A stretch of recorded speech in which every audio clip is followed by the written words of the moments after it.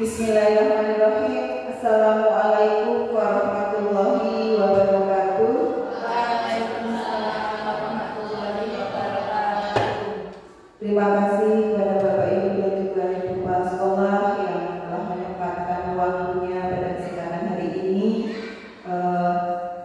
Untuk yang pertama dan yang paling utama, marilah kita panjatkan puja dan puji syukur kehadirat Tuhan Yang Maha Esa atas limpahan rahmat-Nya sehingga pada kesempatan hari ini kita bisa berkumpul dalam acara aksi nyata modul 1.4 budaya positif dalam rangka tugas menyelesaikan calon guru penggerak angkatan 9. Yang terhormat Ibu Kepala Sekolah SD Guntur, yang kami hormati Bapak Ibu guru, perkenankan kami di sini nanti untuk kita bersama-sama melaksanakan untuk aksi nyata modul 1.4 budaya positif.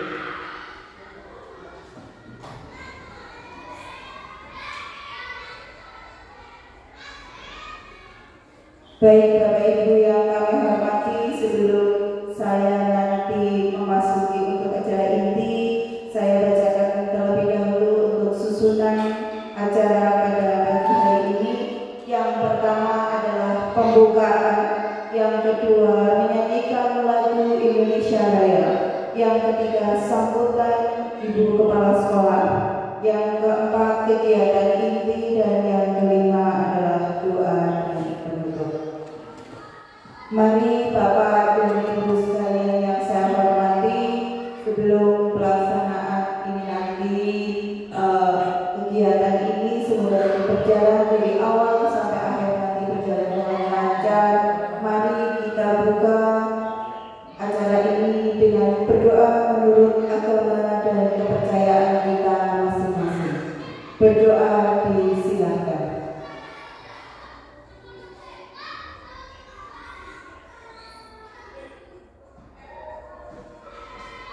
Berdoa selesai. Baik Bapak dan Ibu, untuk acara yang kedua adalah menyanyikan lagu Indonesia Raya. Kepada Bapak dan Ibu dimohon untuk berdiri.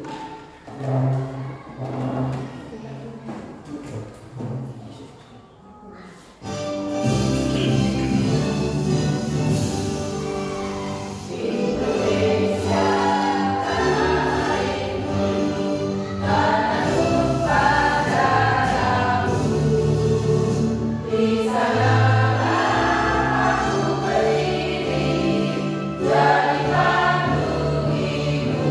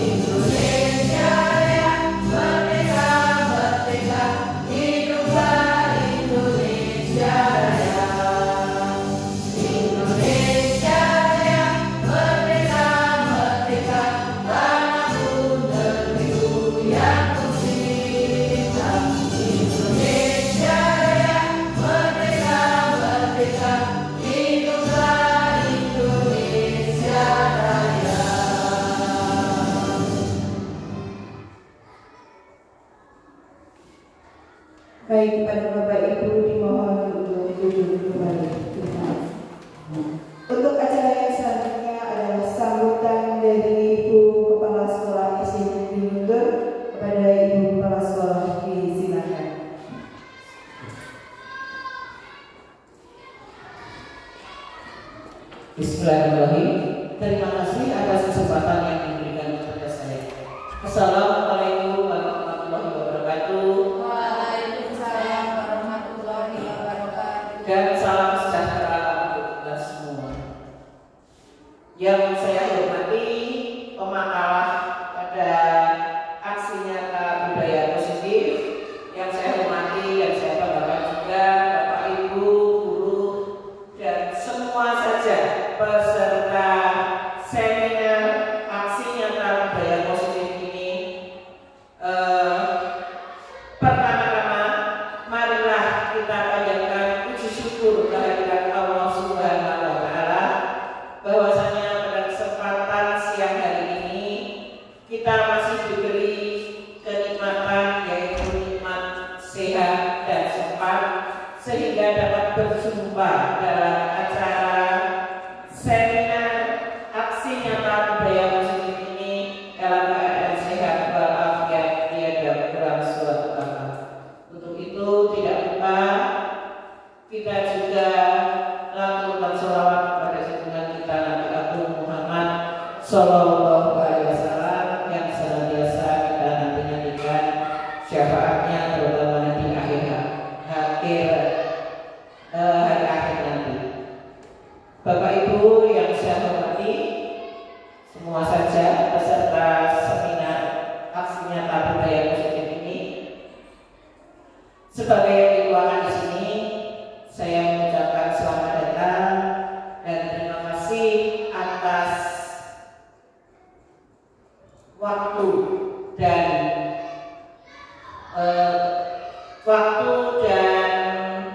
kesempatan yang Bapak Ibu telah khususkan untuk acara pada pagi menjelang siang hari ini dalam acara seminar aksi nyata budaya positif ini. Mudah-mudahan acara ini dapat berjalan dengan lancar, tertib, aman, dan sukses, serta menghasilkan segala sesuatu yang bermanfaat bagi kita semua, terutama juga pada siswa-siswi kita pada khususnya. Akhir kata, saya ucapkan selamat melaksanakan seminar aksi nyata budaya positif ini sampai dengan selesai dengan senyaman-nyamannya. Bapak Ibu yang saya hormati, cukup sekian. Wassalamualaikum warahmatullahi wabarakatuh. Waalaikumsalam warahmatullahi wabarakatuh. Baik, terima kasih kami sampaikan kepada Ibu Kepala Sekolah. Untuk acara yang selanjutnya adalah kegiatan inti. Ya. Terima kasih kepada Bapak Ibu yang kami hormati pada aksi nyata diseminasi untuk modul 1.4 budaya positif. Di sini perkenalkan saya berdiri di sini untuk kita bisa saling belajar bersama untuk budaya positif seperti apa, dan memang ini kami di sini sebagai mungkin untuk yang mendapatkan ilmu ini terlebih dahulu, maka kami hanya bisa menularkan kepada Bapak Ibu. Baik, Bapak Ibu yang kami hormati, sebelumnya perkenalkan, nama saya Asmi Hetiasih. Saya merupakan calon guru penggerak di angkatan 9. Dan untuk yang di sebelah kiri saya adalah Bapak Bayu Aji Siswanto yang merupakan pengajar praktik, dan di sebelah kanan saya adalah Ibu Buntas Ernawati sebagai fasilitator.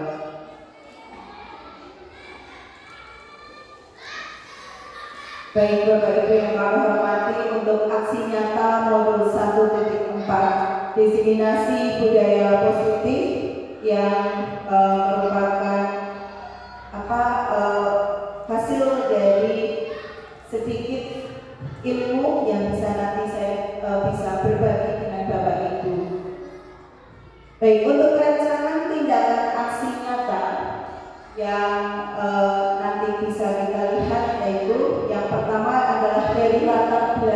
terlebih dahulu. Untuk latar belakang di sini saya melihat bahwa murid tidak suka peraturan. Dia apa tidak jadi untuk yang pertama, murid tidak suka peraturan. Dia apa tidak jadi Bapak Ibu? Ya, terima kasih. Karena memang selama ini jika mereka melakukan pelanggaran, maka akan mendapatkan hukuman dan cenderung akan mempermalukan dirinya. Itu untuk latar belakang. Dan untuk tujuan aksi nyata ini, yang pertama adalah menciptakan murid yang merdeka dan disiplin diri yang kuat. 2. Menumbuhkan budaya positif di sekolah dengan meyakini nilai-nilai kebajikan universal. Seperti apa nilai-nilai kebajikan universal, kita nanti akan belajar di sana juga. Untuk yang ketiga, melakukan kegiatan pembiasaan positif kepada murid untuk mengimplementasikan profil pelajar Pancasila. Sebagai tolak ukur dari kegiatan ini, yang pertama adalah terbentuknya keyakinan kelas melalui kegiatan kesepakatan kelas yang dilakukan wali kelas dan siswa.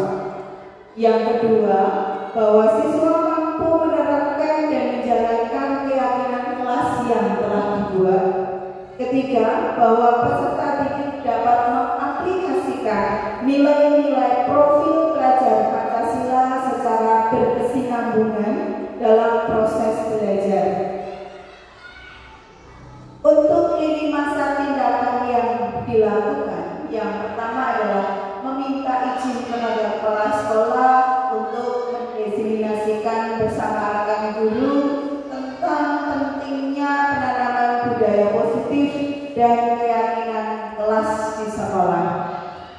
Lalu yang kedua, yaitu mengumpulkan rekan guru untuk melakukan diseminasi pemahaman materi budaya positif. Yang ketiga, berkoordinator dan berkolaborasi dengan wali kelas di kelas masing-masing.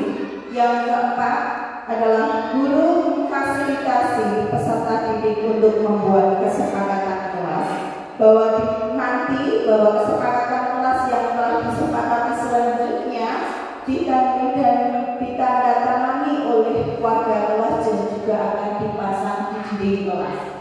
Yang kelima, memantau, merefleksi dan juga mengevaluasi keyakinan kelas yang telah dibuat. Baik Bapak Ibu, untuk melakukan aksi nyata budaya positif tentu harus ada dukungan dari semua pihak. Yang pertama, bahwa dukungan itu pasti dari kepala sekolah, rekan guru dan juga murid, agar tindakan yang telah kita susun bersama-sama itu nanti dapat dilakukan dengan lancar dan juga menyeluruh. Yang kedua, tentu saja sarana dan prasarana untuk menumbuhkan budaya positif di sekolah. Yang ketiga, yaitu orang tua, tentu saja wali murid dan juga komite untuk mendukung dalam melakukan maupun melaksanakan budaya positif di sekolah kita. Baik Bapak Ibu yang kami hormati, ini adalah selamat datang kami sampaikan kepada Bapak Ibu hebat yang sudah datang pada kesempatan hari ini.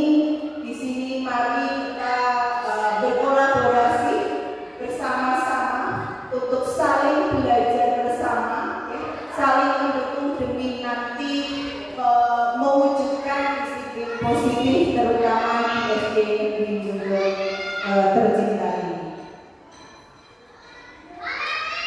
Baik Bapak dan Ibu, untuk tujuannya yaitu yang pertama memahami tentang konsep-konsep kunci dalam modul budaya positif. Apa saja itu budaya positif? Yang pertama yaitu perubahan paradigma belajar. Yang kedua tentang disiplin positif.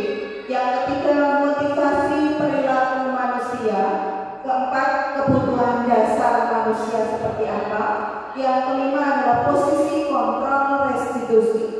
Keenam ada keyakinan kelas, dan yang untuk terakhir segitiga restitusi, di mana nanti tujuan ini untuk pengalaman dan juga pembelajaran yang nanti akan Bapak Ibu dapat setelah menerapkan konsep-konsep maupun kunci dari budaya positif ini yang bisa diaplikasikan baik di kelas, bahkan nanti bisa sekalian untuk di rumah Bapak Ibu. Baik, untuk konsep yang pertama, modul budaya positif. Untuk konsep utama modul budaya positif terdiri dari beberapa pokok atau hal. Yang pertama adalah perubahan paradigma belajar. Yang kedua, yang sudah saya sampaikan tadi bahwa ada disiplin positif, ada nilai-nilai kebajikan seperti apa, bagaimana keperluan dasar manusia, dan bagaimana motivasi perilaku manusia. Ada posisi kontrol guru kita sebagai guru harus bagaimana, dan keyakinan kelas, dan yang terakhir adalah segitiga restitusi. Untuk yang pertama tentang budaya positif, Bapak Ibu, mungkin kita sering sekali bahkan mungkin sudah setiap hari untuk kita melaksanakan budaya positif, tetapi itu kita belum tahu kalau ternyata itu adalah budaya positif. Nah, pada gambar foto yang saya ambil di sini, budaya positif adalah pada saat hari Jumat. Hari Jumat, budaya positif yang saya ambil di sini adalah melaksanakan kultum atau kuliah untuk hari Jumat. Biasanya ini dilaksanakan memang untuk hari Jumat kultum, nanti akan dilaksanakan juga sebelum kultum itu akan ada kegiatan membaca Asmaul Husna terlebih dahulu yang akan dipimpin oleh siswa biasanya, lalu bisa jadi ditambah dengan membacakan surat-surat pendek. Nah, itu adalah contoh budaya positif yang saya ambil di sini pada hari Jumat. Bisa nanti selanjutnya dilanjutkan untuk kultum yang nanti biasanya di SD Negeri ini dilaksanakan oleh Bapak atau Ibu dari guru agama, begitu.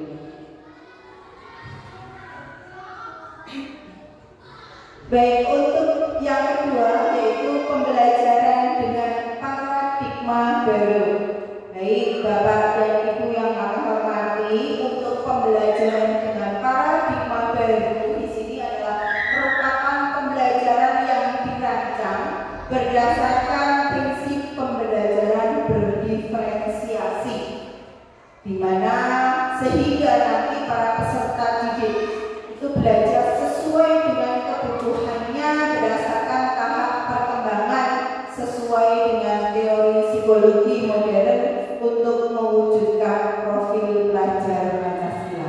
Sebelumnya saya bertanya terlebih dahulu, Bapak Ibu yang ada di belakang kelihatan apa tidak deh untuk yang apa di atas diperbesar atau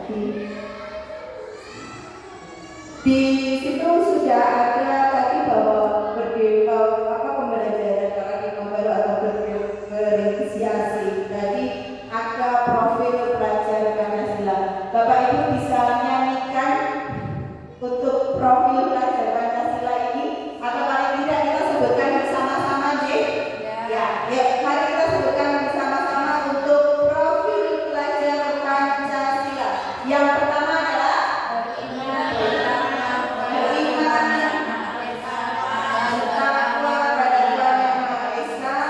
dan berakhlak mulia. Yang kedua apa Bapak Ibu? Kebinekaan global. Yang ketiga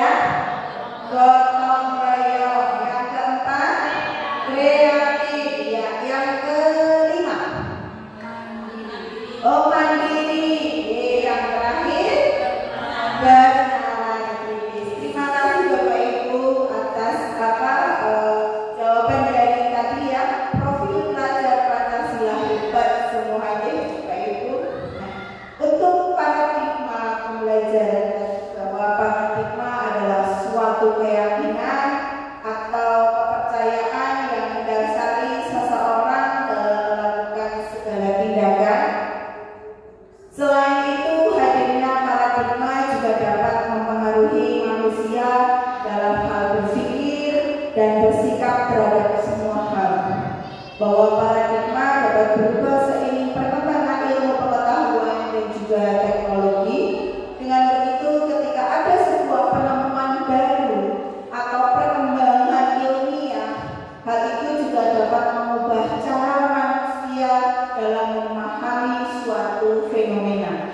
Sama dengan kita sebagai guru ada hal baru, misalkan dari kemarin kita masih melaksanakan kurikulum 2013. Sekarang sudah berganti untuk kurikulum melaksanakan kurikulum merdeka. Itu adalah salah satu hal baru yang selalu berkembang dalam pendidikan kita saat ini. Baik, Bapak Ibu, untuk yang kedua tadi adalah ada respon dan juga teori kontrol. Bagaimana respon dan juga teori kontrol? Kita lihat bahwa di sini ada miskonsepsi tentang teori kontrol. Untuk miskonsepsi ini yang pertama bahwa ilusi guru mengontrol murid. Di sini mengontrol murid itu biasanya, Bapak Ibu, kalau kita sebagai guru itu biasanya adalah bukan mengontrol tapi setengah memaksa. Ya Pak, ya Ibu, Bapak. Ya, memaksa guru, memaksa murid untuk dalam kontrol kita, begitu. Walaupun itu mungkin tujuannya adalah baik untuk mereka. Yang kedua, bahwa ilusi semua penguatan positif, efektif dan juga bermanfaat. Ya, ilusi bahwa semua penguatan positif itu efektif dan juga bermanfaat. Tentu, karena dengan kita berpikirnya bahwa dengan memaksa dengan anak itu nanti sesuai dengan keinginan kita, otomatis mereka juga akan memperoleh manfaat yang baik. Lalu yang selanjutnya yang ketiga adalah ilusi bahwa kritik dan membuat rasa bersalah itu mampu menguatkan karakter. Yang untuk kurikulum merdeka ini bahwa kita itu sekarang lebih mementingkan untuk karakter. Bagaimana mewujudkan karakter siswa yang sesuai dengan profil pelajar Pancasila yang seperti tadi, contohnya yang mandiri, yang berpikir kritis, yang kreatif itu bagaimana. Tetapi itu adalah salah satu miskonsepsi tentang teori kontrol. Kita juga kadang untuk menguatkan karakter itu memang butuh penekanan, butuh pemaksaan sedikit, ya, itu untuk menguatkan karakter mereka. Lalu yang keempat, yaitu ilusi bahwa orang dewasa itu berhak memaksa.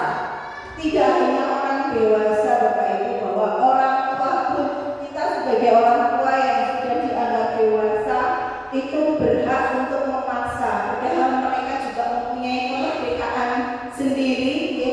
Mereka juga perlu untuk dihormati hak-hak mereka, bagaimana cara-cara mereka itu. Jadi kita sebagai orang dewasa itu sebetulnya tidak berhak, tapi ada di dalam miskonsepsi ini bahwa ilusinya bahwa orang dewasa itu berhak untuk memaksa. Bagaimana mengubah paradigma stimulus respon ke pendekatan teori kontrol? Sekarang kita lihat, ya. Nah, pada paradigma stimulus respon di sini bahwa seseorang itu dianggap telah belajar sesuatu jika dia dapat menunjukkan perubahan perilakunya. Dan sedangkan arti stimulus tersendiri adalah apa saja yang diberikan guru kepada murid, sedangkan respon berupa reaksi atau tanggapan murid terhadap stimulus yang diberikan oleh guru tersebut. Lalu untuk proses yang terjadi antara stimulus dan respon itu tidak penting untuk diperhatikan karena tidak dapat diamati dan tidak dapat diukur. Yang dapat diamati di sini adalah stimulus dan respon. Oleh karena itu, apa yang diberikan oleh guru atau sebagai stimulus dan apa yang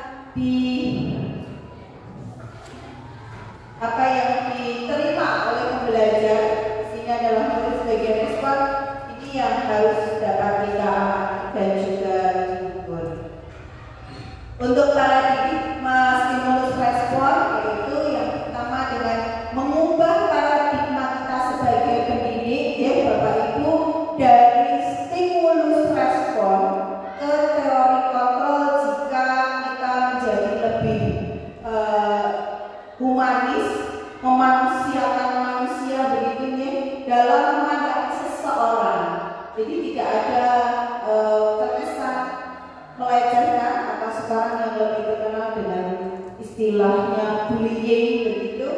Sebagai contoh di sini bahwa pendidik tidak langsung menyalahkan sikap murid yang kurang baik, karena menurut teori kontrol bahwa setiap tindakan pasti memiliki tujuan. Jadi belum tentu seseorang atau anak yang melakukan perbuatan jelek itu pasti jelek, tidak, karena mereka punya alasan atau memiliki tujuan tertentu, sehingga pendidik dapat melakukan komunikasi. Nah, ini adalah cara kita berkomunikasi dengan siswa, bagaimana caranya kita untuk menyelesaikannya, yaitu di paradigma stimulus respon. Nah, Bapak Ibu yang saya hormati, di sini ada dua, sebelah kanan dan sebelah kiri, di mana ada stimulus respon dan juga sebentar Bapak Ibu, kita tunggu dulu.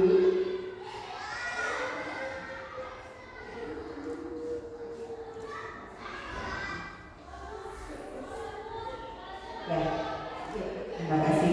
Sudah kelihatan ya Bapak Ibu dari sana?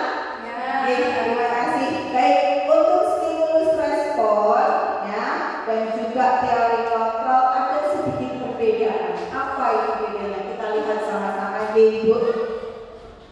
Yang pertama untuk stimulus respon. Dalam stimulus respon bahwa realitas atau kebutuhan itu kita sama.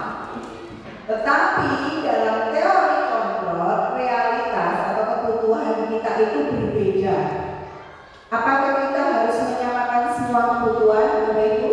Tidak, ya, karena memang kita memiliki kebutuhan yang berbeda-beda. Yang kedua, sebenarnya bahwa semua orang melihat hal yang sama. Apakah semua orang melihat hal yang sama? Kita kembalikan ke Bapak Ibu dulu. Pada stimulus respon seperti itu, bahwa semua orang melihat hal yang sama, tetapi dalam teori kontrol bahwa setiap orang memiliki gambaran yang berbeda. Otomatis kita pada saat melihat objek, salah satu objek saja, pikiran kita berbeda-beda. Nah, disitulah teori kontrol bahwa setiap orang itu memiliki gambaran yang berbeda. Lalu yang ketiga, kita mencoba mengubah orang itu agar berpandangan sama seperti kita. Berarti ini kita adalah memaksa, sedikit memaksa tentang bagaimana kita harus berbuat itu harus sama dengan pandangan saya. Berarti itu setengah memaksa. Padahal untuk teori kontrolnya bahwa kita itu berusaha memahami pandangan orang lain tentang dunia. Dunia itu luas seperti apa. Nah, itulah pandangan orang lain kita tetap harus menghormati. Itu sesuai dengan teori kontrol. Yang selanjutnya bahwa perilaku buruk dilihat sebagai suatu kesalahan. Tadi ini contoh, misalkan anak-anak kita misalkan dia terlambat untuk masuk ke kelas atau terlambat untuk masuk ke sekolah, ke gerbang sekolah, itu dia sudah melebihi jam untuk masuk, ya, padahal masuk jam 7 tapi dia datang misalkan jam 7 lebih 5 menit, berarti dia sudah masuk. Bahwa perilaku itu dilihat sebagai suatu kesalahan. Memang itu suatu kesalahan, tetapi dalam teori kontrol kita bisa lihat bahwa semua perilaku itu memiliki tujuan. Tujuannya apa, kenapa? Nah, itu dalam teori kontrol. Kenapa kok bisa melakukan kesalahan? Tidak semua kesalahan itu buruk. Untuk stimulus respon yang selanjutnya bahwa orang lain itu bisa mengontrol saya. Padahal untuk teori kontrolnya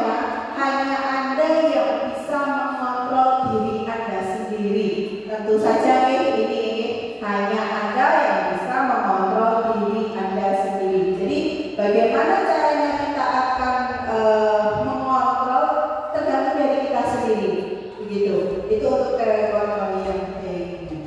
Selanjutnya, bahwa saya bisa mengontrol orang lain, ada stimulus responnya seperti itu.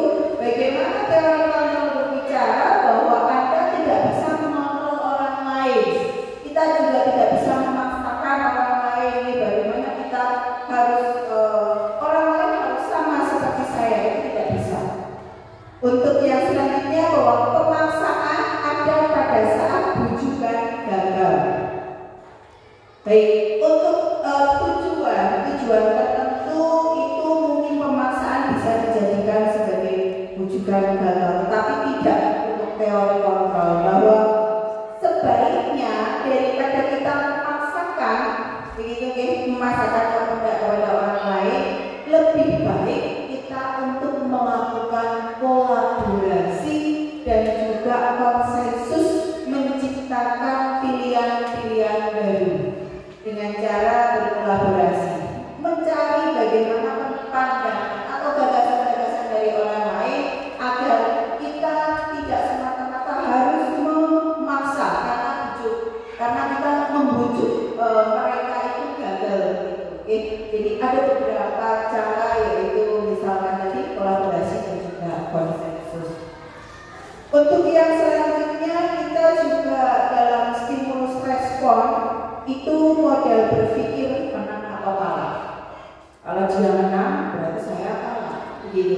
Tapi tidak untuk teori kontrol. Dalam teori kontrol, model berpikir menang-menang. Karena tadi adanya kolaborasi, adanya konsensus, kita tidak bisa mengontrol orang lain, ya. Kita hanya bisa mengontrol diri sendiri, dan kita juga mempunyai semua perilaku itu kita selalu berpikir positif, bahwa perilaku itu pasti mempunyai tujuan tertentu.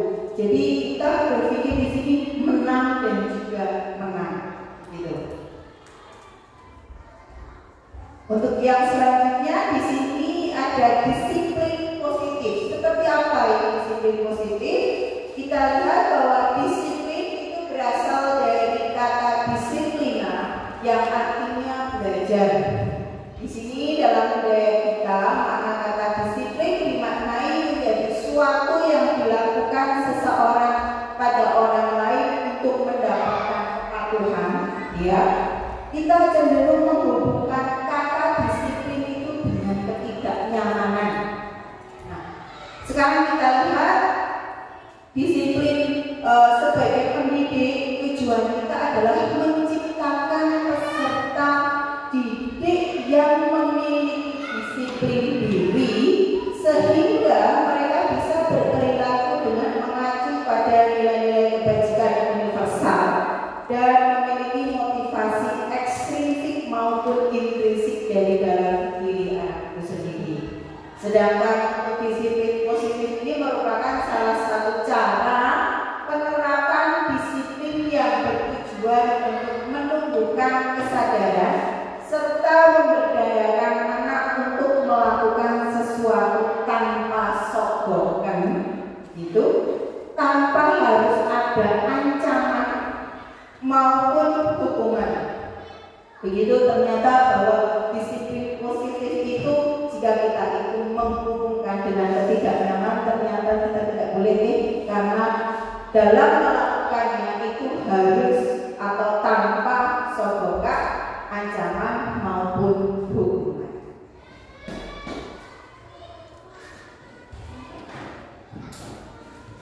Baik Bapak Ibu yang kami hormati, di sini ada nilai-nilai kebajikan.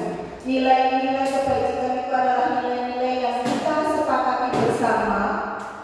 Ini terlepas dari suku bangsa apapun kita, dari agama apapun kita, bahasa yang seperti apapun kita, dan juga latar belakang kita seperti apa. Itu tidak ada nilai-nilai kebajikan itu yang kita ambil. Jadi itu kebaikannya. Nah, di sini saya ambil untuk contoh nilai kebajikan institusi atau organisasi. Yang pertama adalah profil pelajar Pancasila. Yang isinya dalam profil pelajar Pancasila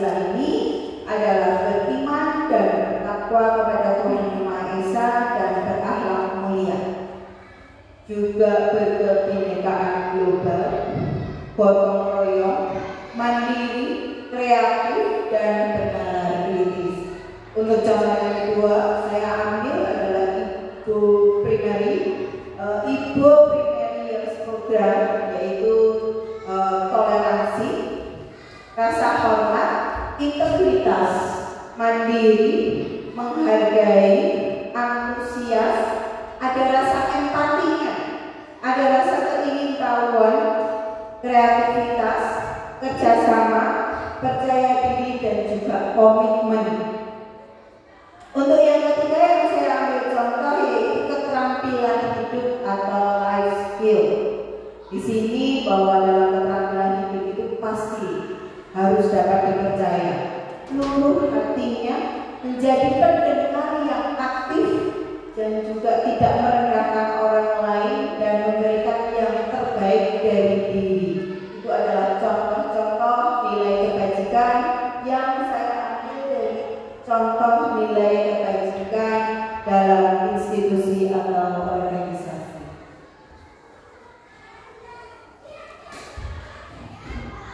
Baik Bapak Ibu yang kami hormati, di depan sini ada gambar fotonya Bapak kita. Bapak siapa sih? Ya, terima kasih. Ini adalah Bapak Kiai Dewantoro yang merupakan Bapak pendidikan. Ya, di sini beliau menyatakan merdeka. Ya, merdeka menurut Ki Hajar Dewantara. Apa itu merdeka menurut Ki Hajar Dewantara? Bahwa merdeka itu artinya tidak hanya terlepas dari perintah, akan tetapi juga cakap buat memerintah diri sendiri. Ya, jadi merdeka menurut Ki Hajar Dewantara itu terlepas dari perintah, tapi harus bisa memerintah diri sendiri. Begitu.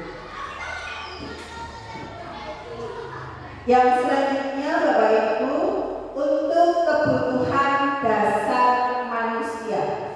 Tentu saja kita tidak bisa terlepas dari kebutuhan dasar manusia, bahwa kita lihat di sini bahwa kebutuhan dasar manusia adalah segala sesuatu yang kita lakukan untuk mendapatkan apa yang kita inginkan.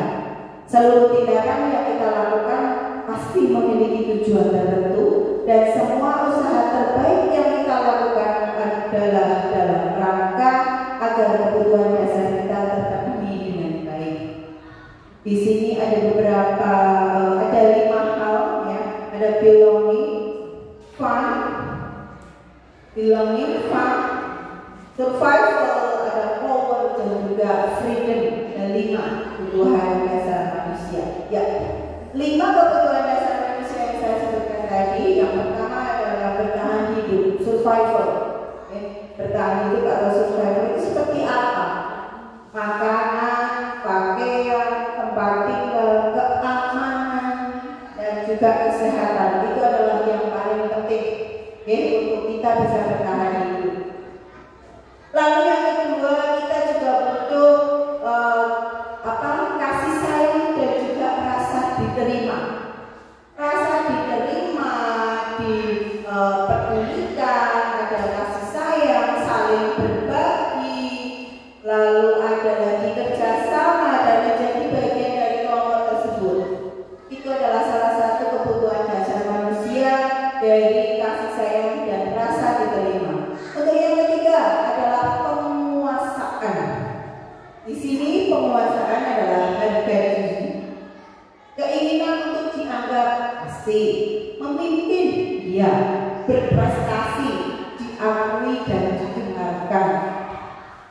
Lalu yang keempat ada kebebasan, bahwa kebebasan di sini memiliki mandiri, memiliki pilihan mencoba hal yang baru, mampu mengendalikan arah dirinya, kita mau dibawa kemana, begitu. Dan juga yang terakhir untuk 5 kebutuhan dasar manusia adalah kesenangan. Jadi kita itu juga perlu perlu kesenangan, di mana kesenangan itu tadi bermain pasti untuk anak-anak didik kita tentu bermain itu nomor satu mungkin ya. Nah, yang kedua humor, kita bercanda gitu. Yang ketiga ada di sini contohnya adalah tertawa, kita perlu tertawa. Bahwa mungkin ada yang bilang tertawa itu malah bikin awet muda begitu ya Bapak Ibu. Tertawa itu bikin awet muda dan juga kita mencari kesenangan. Tentu saja antusiasme kita bisa berkuliner pergi ke sana untuk mencari healing ya, untuk mencari healing kita juga perlu untuk berwisata agar pikiran kita itu refresh lagi misalkan seperti itu. Ini untuk 5 kebutuhan dasar manusia. Baik Bapak Ibu yang kami hormati, ini adalah motivasi perilaku manusia. Motivasi perilaku manusia merupakan dorongan yang timbul dari diri seorang secara sadar atau tidak sadar untuk melakukan suatu tindakan dengan tujuan tertentu. Dan untuk motivasi perilaku manusia ini ada 2, berasal dari motivasi ekstrinsik dan juga motivasi intrinsik. Apa saja motivasi ekstrinsiknya? Yaitu berasal dari luar ya. Untuk motivasi dari luar yaitu untuk menghindari ketidaknyamanan dan juga hubungan. Yang kedua, misalkan di sini untuk mendapatkan penghargaan atau imbalan dari orang lain. Sedangkan untuk motivasi intrinsiknya adalah untuk menjadi orang yang mereka inginkan dan menghargai diri sendiri dengan nilai-nilai kebajikan yang mereka percaya. Kira-kira kalau dulu itu kita motivasi ekstrinsik, maka kita sekarang mari bersama-sama untuk mencari motivasi dalam diri kita yang berasal dari diri kita, yaitu motivasi intrinsik.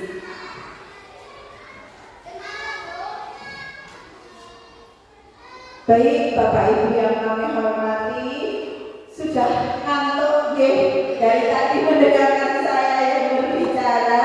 Baik Bapak Ibu, silakan saya mohon sekarang untuk berdiri. Kita akan ice breaking sebentar. Kita akan bersenam bersama-sama biar tadi ada kesenangan, ada refreshing. Monggo Bapak Ibu untuk berdiri sejenak. Nanti kita akan ikuti senam pinguin. Oke, kita akan jadi pinguin. Monggo Bapak Ibu.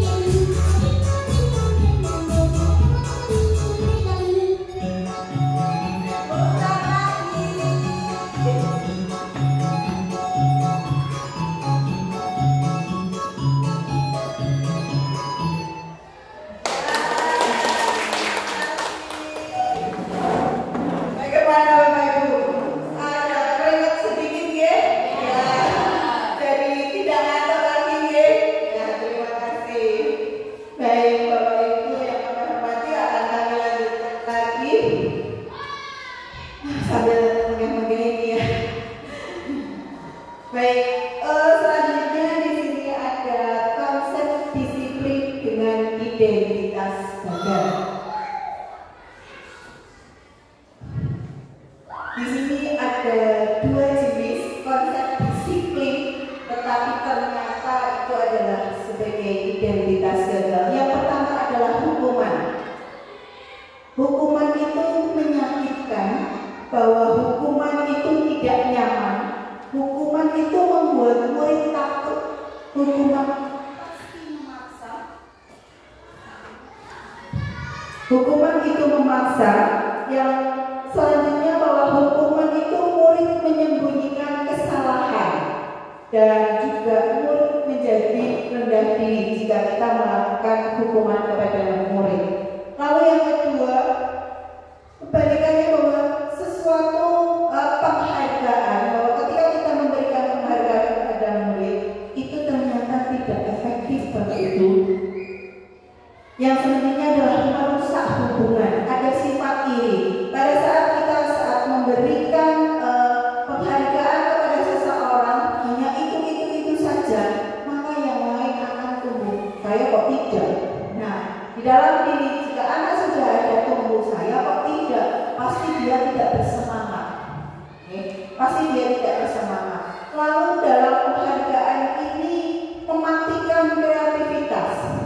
Ada setiap anak itu diberikan keunikan tersendiri, yang diberikan karakteristik masing-masing. Jadi jika kita itu selalu memberikan penghargaan, maka justru akan mematikan kreativitas.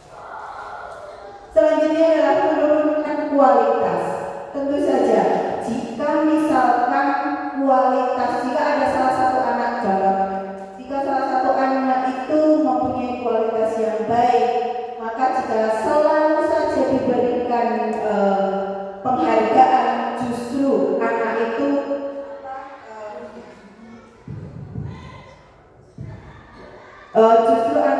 pasti akan turun kualitasnya. Kenapa? Karena pada saat saya tidak diberikan penghargaan, saya akan malu. Saya tidak akan kualitas ini yang akan saya berikan justru tidak ada, malah semakin mengecil begitu ya. Selanjutnya menghukum dengan sistem ranking. Maka dari itu untuk menghukum dengan sistem ranking di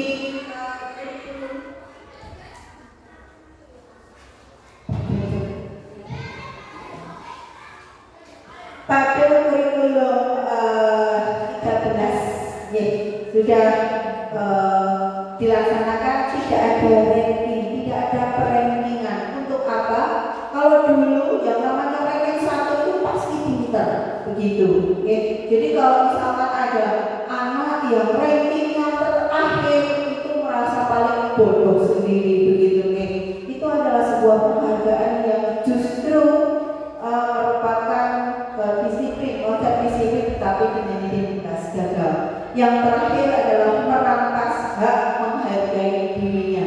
Jadi kalau dia merasa saya paling bodoh sendiri, jadi dia merasa tidak berhak, gitu, tidak berhak untuk misalnya tidak bisa mengatur teman atau tidak bisa bekerja sama dengan teman karena mereka merasa minder begitu, merampas hak harga diri mereka masing-masing. Baik, untuk konsep disiplin dengan identitas sukses. Jika di identitas gagal, maka di sini ada identitas sukses. Yang pertama adalah konsekuensi, di mana konsekuensi ini adalah penguatan jangka pendek, perlunya monitoring berkelanjutan, adanya stimulus dan juga respon, murid menghormati peraturan, murid ternyata kehilangan waktu untuk merenungi kesalahan. Sedangkan yang restitusi sendiri bahwa murid itu bertanggung jawab atas perilakunya, fokus pada pemecahan masalah jangka panjang, murid menghormati dirinya dan orang lain, ada teori kontrol ya. Nanti teori kontrol itu ada sebagaimana kita itu di posisi mana, itu salah satu dari teori kontrol, bahwa diri dirinya sendiri yang memegang kontrol. Dan murid pasti bersemangat untuk memperbaiki kesalahan mereka. Dalam konsep disiplin pendekatan restitusi, ya, bahwa di sini ada pengertian restitusi sendiri, bahwa restitusi adalah sebuah proses menciptakan kondisi bagi murid untuk memperbaiki kesalahan mereka, sehingga mereka itu kembali pada kelompok mereka dengan karakter yang lebih kuat. Ini adalah pengertian restitusi menurut Gosen di tahun 2004. Sedangkan ciri-ciri restitusi sendiri yang pertama adalah bukan menebus kesalahan, namun belajar. Bagaimana kita belajar dari kesalahan? Yang kedua, memperbaiki hubungan. Yang ketiga, menawarkan bukan paksaan. Yang keempat, menuntut untuk melihat ke dalam dirinya. Oke, karena tadi tidak dipaksa, jadi kita hanya menuntut saja. Yang kelima, bahwa mencari kebutuhan dasar yang mendasari tindakan. Kenapa bertindak seperti itu? Pasti ada kebutuhan mereka yang mengapa menjadi mereka melakukan tindakan tersebut. Selanjutnya, fokus pada karakter bukan tindakan, dan juga menguatkan dan fokus pada solusi, bukan malah memberikan tambah-tambah masalah, bukan, tapi justru kita harus mencari solusinya seperti apa. Nah, sekarang di sini saya paparkan untuk perbedaan, contoh perbedaan di mana ada contoh kasus siswa yang sering tidak mengerjakan PR. Apakah siswa Bapak Ibu ada yang seperti itu? Oh, ada.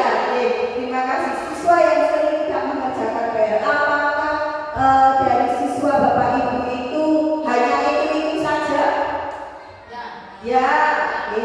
Yang tidak mengerjakan PR. Sedangkan yang mengerjakan PR itu juga yang itu saja? Ya.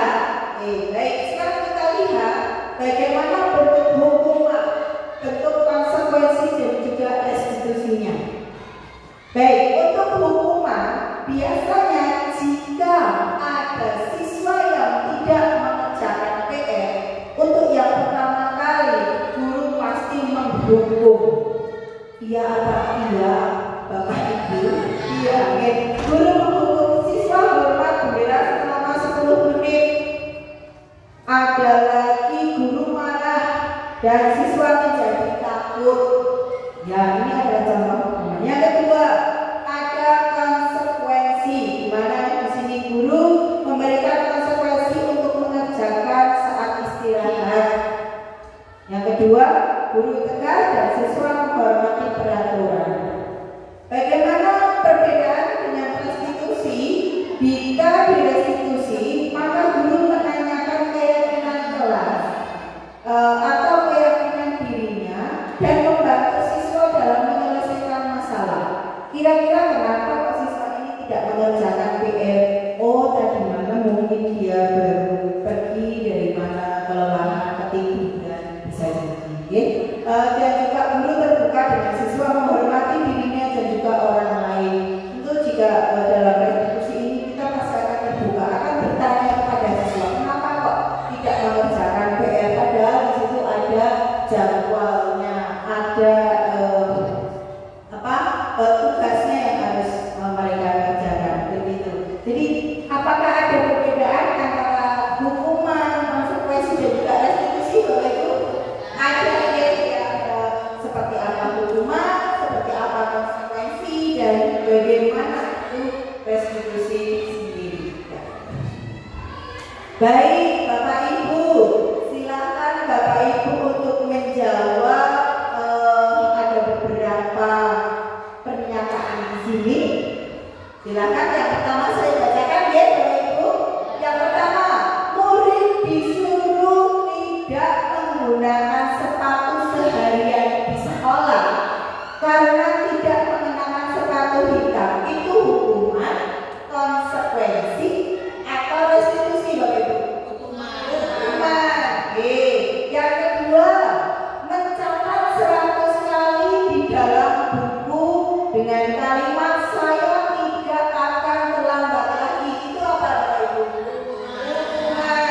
Baik. Lalu yang ketiga, lari mengelilingi lapangan basket 2 kali karena terlambat hadir di sekolah. Hukuman.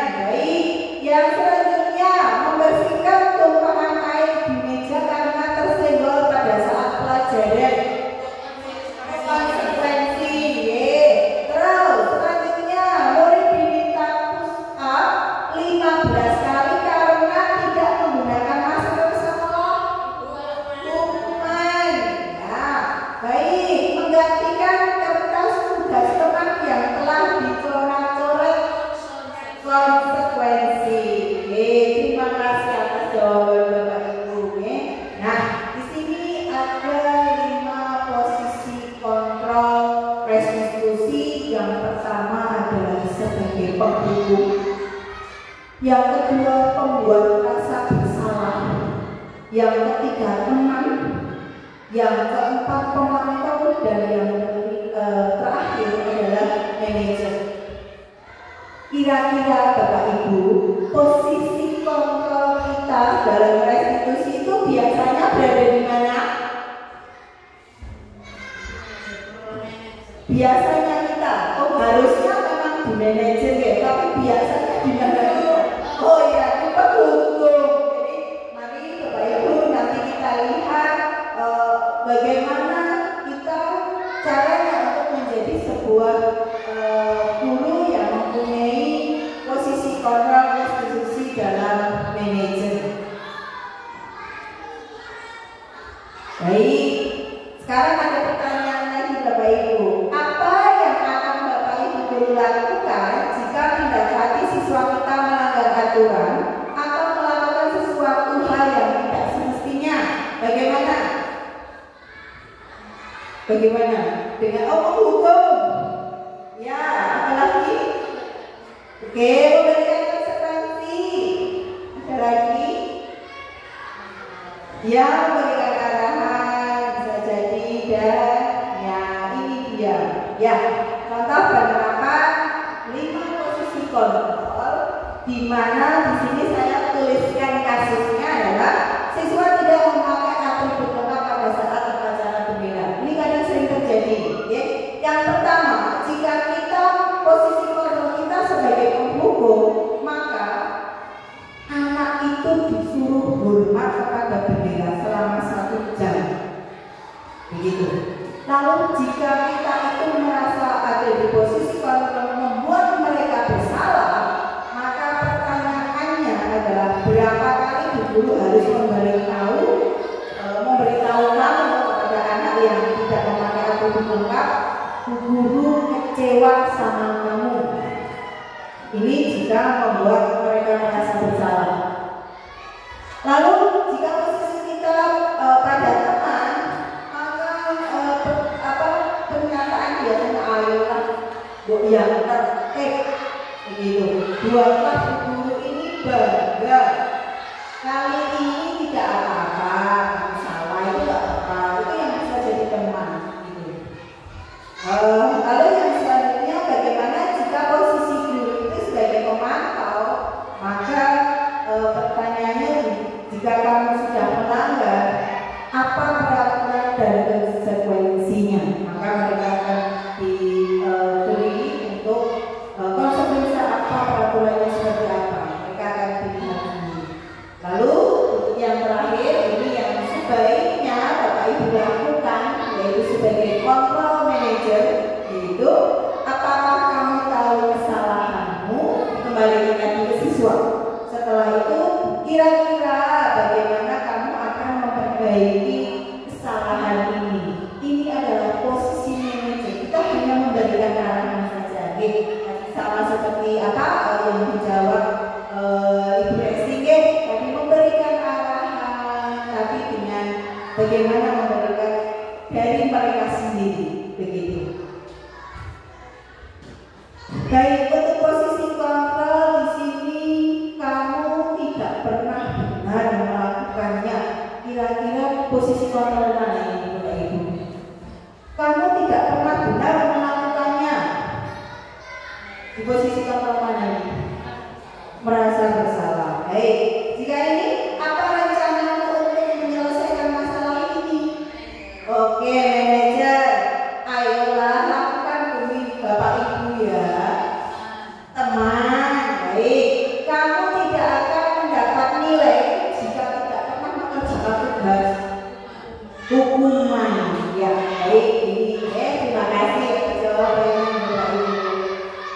dilahirkan. Baik, kita sampai pada keyakinan kelas. Mengapa keyakinan kelas? Mengapa kok tidak peraturan kelas saja? Ada yang tahu Bapak Ibu mengapa keyakinan kelas? Mengapa tidak peraturan kelas saja? Karena peraturan kelas hanya dari guru, dari salah satu pihak, tetapi untuk keyakinan kelas adanya kolaborasi. Terima kasih atas jawabannya. Nah, bagaimana pembentukan keyakinan kelas? Kita lihat di sini untuk yang pertama itu lebih abstrak dari peraturan, yang kedua berupa pernyataan universal, yang ketiga dibuat dalam bentuk positif, yang keempat sedikit saja agar mudah diingat, begitu. Yang kelima tadi jika sudah dalam bentuk positif maka sesuai dengan kondisi kelas atau sekolah agar mudah diterapkan, dan yang terakhir yaitu semua warga kelas atau sekolah dilibatkan. Jadi tidak hanya dalam dari satu pihak tetapi semua dilibatkan dalam membuat keyakinan kelas.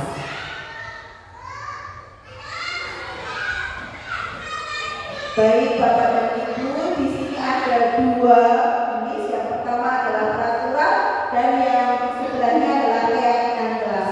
Jika dalam peraturan di situ ada selalu kembalikan buku di tempatnya, tetapi dalam keyakinan kelas hanya kata-kata yang positif, yaitu tanggung jawab. Anak diminta untuk bertanggung jawab.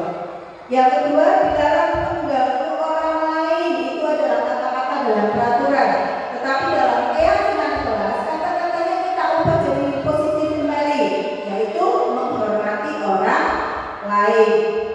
Lagi untuk peraturan di sini hadir di sekolah 15 menit sebelum pembelajaran dimulai. Untuk keyakinan kelasnya nanti kita ambil yaitu menghormati orang lain dan juga berkomitmen. Hanya kata-katanya tadi seperti langkah-langkahnya, kata-katanya yang sederhana tetapi tidak terlalu panjang begitu ya.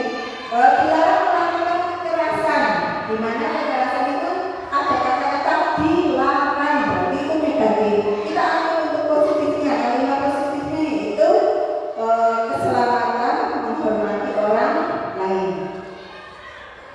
Dalam peraturan dilarang menggunakan narkoba.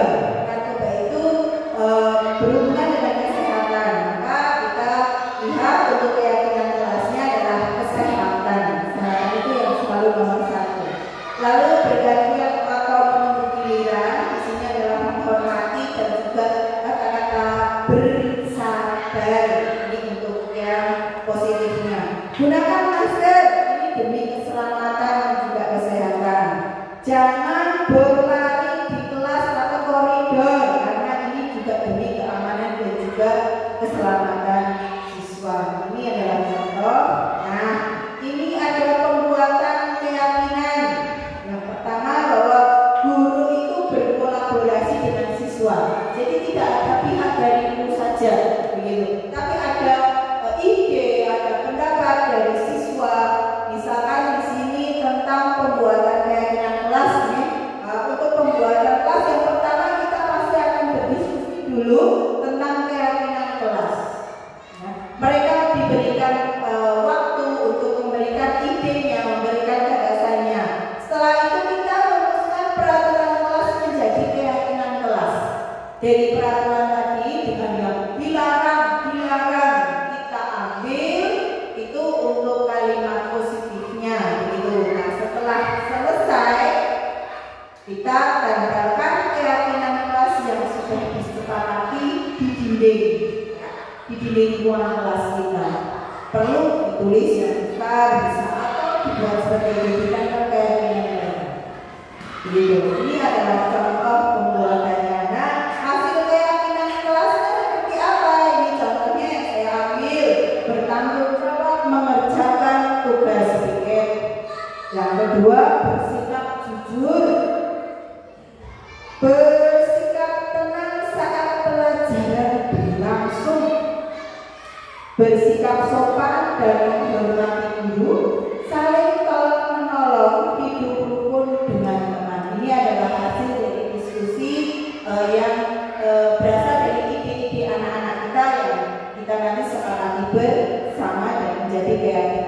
kelas. Baik Bapak Ibu, ini adalah segitiga restitusi, di mana segitiga restitusi ini adalah suatu proses dialog yang bisa dijalankan oleh guru agar dapat menghasilkan murid yang mandiri dan juga bertanggung jawab. Apa saja itu segitiga restitusi? Kita lihat untuk yang pertama. Yang pertama adalah menstabilkan identitas, di mana berdasarkan prinsip bahwa pembuat kesalahan adalah bagian dari proses pembelajaran, di mana menstabilkan identitas ini bahwa kita menyatakan bahwa berbuat salah itu tidak apa-apa, bahwa berbuat salah itu akan menyatakan bahwa manusia itu tidak sempurna, dan juga mungkin dari guru atau bapak ibu guru juga pernah melakukan kesalahan begitu. Jadi kita bisa menyelesaikan permasalahan ini begitu. Lalu apakah kamu menjadi bisa teman yang baik untuk diri kamu sendiri? Ini adalah salah satu contoh pernyataan pada saat menstabilkan identitas. Tindakan yang kedua adalah validasi tindakan yang salah, yaitu berdasarkan prinsip setiap perilaku itu berupaya memenuhi kebutuhan tertentu. Nah, yang bisa kita tanyakan kepada siswa pada saat validasi tindakan yang salah, kita pasti mempunyai alasan mengapa melakukan hal tersebut. Juga misalkan di sini saya ambil lagi, kamu boleh mempertahankan sikap itu, tapi kamu harus menambahkan sikap yang baru, begitu. Ini untuk validasi tindakan yang salah. Yang terakhir, kita menanyakan keyakinan. Bagaimana dengan berdasarkan prinsip teori kontrol bahwa pada dasarnya kita termotivasi secara intrinsik, bukan ekstrinsik, gitu, oke?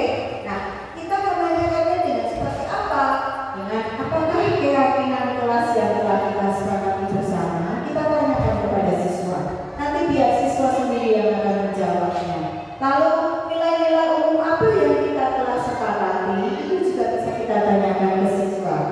Lalu ini apa bayangan kita tentang kelas yang ideal?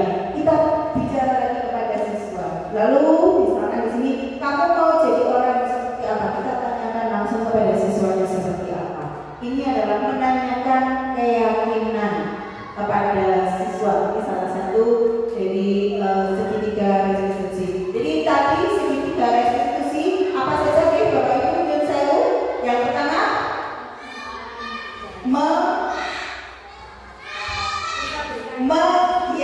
menstabilkan identitas. Yang kedua validasi tindakan yang salah. Yang ketiga menanyakan keyakinan. Terima kasih. Baik Bapak dan Ibu yang kami hormati, ini kita dalam pemaparan hari ini sudah ujung, yaitu penutup dalam penerapan program disiplin positif ini. Hendaknya guru memiliki standar kepribadian, memiliki standar profesional, dan juga standar sosial yang baik, di mana guru mampu merefleksi dirinya dalam posisi kontrol saat ini, dan bagaimana perjalanan dirinya sebagai among, sebagai manajer dalam kelas, tentu saja untuk menuntun murid-muridnya menjadi insan yang mandiri, merdeka, dan bertanggung jawab. Ini saya ambil dari standar nasional pendidikan kita, begitu. Ini untuk penerapan program disiplin positif. Baik Bapak dan Ibu guru yang kami hormati, mungkin ini yang bisa kami haturkan, kami paparkan untuk kesempatan pada siang hari ini. Saya ucapkan terima kasih dan mohon maaf jika ada salah kata atau perbuatan atau tindakan saya yang kurang berkenan di hadapan Bapak Ibu. Dan kami akhiri untuk pemaparan pada kesempatan ini. Kami tutup. Wassalamualaikum warahmatullahi wabarakatuh. Terima kasih.